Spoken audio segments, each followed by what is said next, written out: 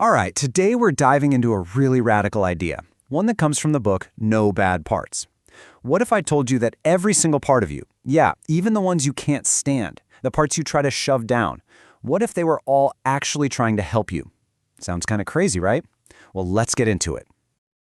I mean, have you ever felt like this? Like you were just a walking, talking contradiction. You know the feeling. One part of you is absolutely crushing it at work, just nailing a presentation. But then another part of you is at home, like literally terrified to even open your email. Or maybe one part is all hyped up to run a marathon and another part just wants to, well, eat an entire pizza. We have all been there, pulled in a million different directions. And you know, that feeling? It can easily turn into this all-out war inside our own minds. So let's start right there with this internal battleground. It's a conflict I think pretty much all of us know, probably every single day. Yeah, it's that classic internal tug of war, right? But here's a thought. What if that conflict isn't the real problem? What if the actual problem is the way we've been taught to think about it? You know, this idea that our mind is a battlefield and we have to defeat, to destroy the parts of ourselves we don't like. So on the one hand, you've got this monomind idea. This is probably what most of us were taught. The idea is simple. You have one single mind, and any bad thoughts or feelings are basically flaws, right? They're bugs in your system. And your job? It's to control them, or even better, get rid of them completely. This is what puts us in that constant, exhausting war with ourselves. But then, look at the other side, the multiplicity paradigm. This suggests something completely different. It says, hey, having lots of inner parts isn't just okay, it's totally natural. And here's the absolute game changer. Every single one of those parts, no exceptions, actually has good intentions. And that idea is really the core of what's called the Internal Family Systems Model, or IFS for short. Seriously, it is such a radical shift in how we see ourselves. Okay, this right here is the crucial point. Multiplicity, having all these parts, it's not a disorder. It's not a sign that you're broken. According to IFS, it's how we're built. It's our factory setting. We are all born with this rich inner world full of parts. So instead of being a problem we need to solve, it's just the normal, healthy way of being human. So when you start thinking of yourself as multiple in this way, it's not some scary diagnosis. It's actually incredibly empowering, because the moment you stop treating your inner world like it's a disease, you can finally stop fighting yourself. The whole goal just shifts. It's not about self-criticism and shame anymore. It becomes about curiosity and compassion. And that one little shift in perspective, it can change everything. Okay, so if we're all made of these parts, then who are they? What do they do?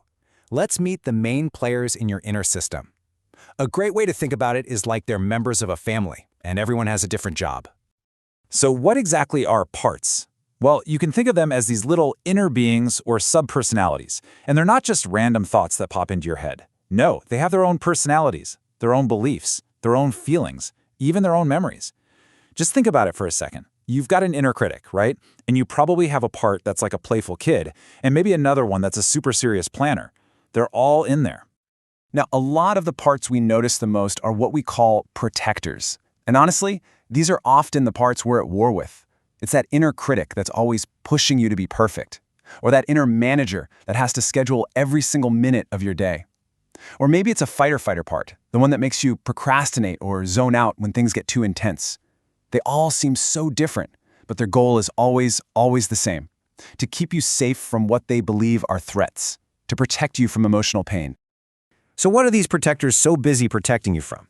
Well, they're protecting your exiles. These are the really young, vulnerable parts of you. They're the ones holding on to all the burdens from the past, the trauma, the pain, the shame. And your protectors work around the clock just tirelessly to keep these exiles locked away. Because they're afraid that if those parts come out, their overwhelming feelings will just flood you. But this brings up a really fascinating question, doesn't it?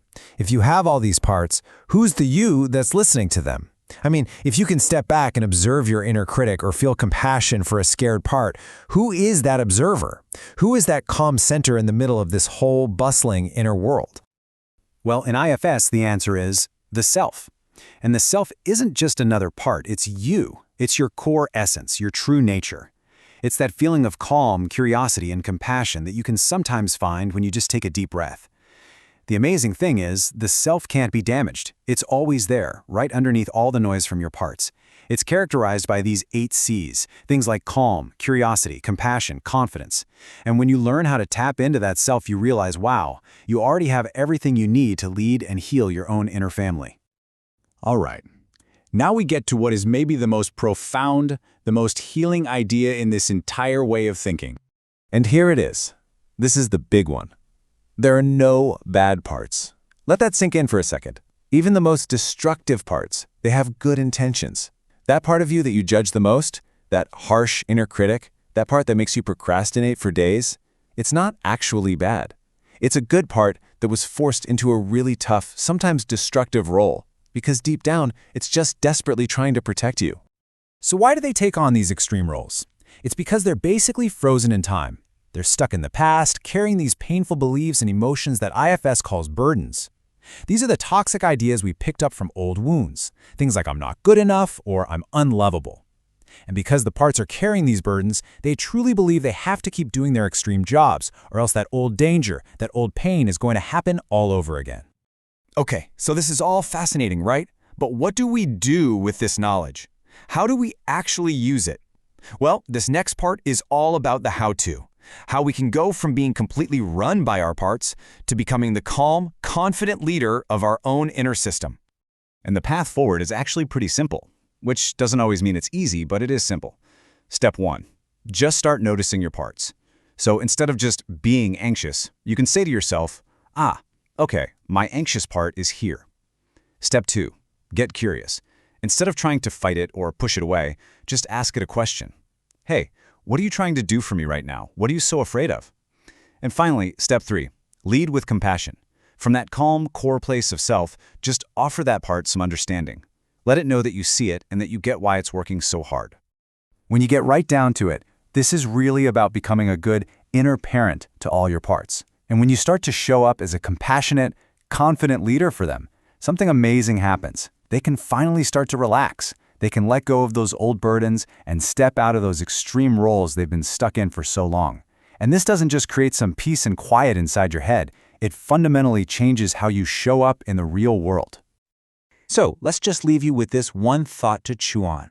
What would change for you if you started a real conversation with your parts? What if the next time you feel that surge of anxiety, or you hear that familiar voice of your inner critic, instead of battling it, you just got a little curious? What if you just turned toward it and asked, hey, what are you trying to tell me? What do you think you might learn?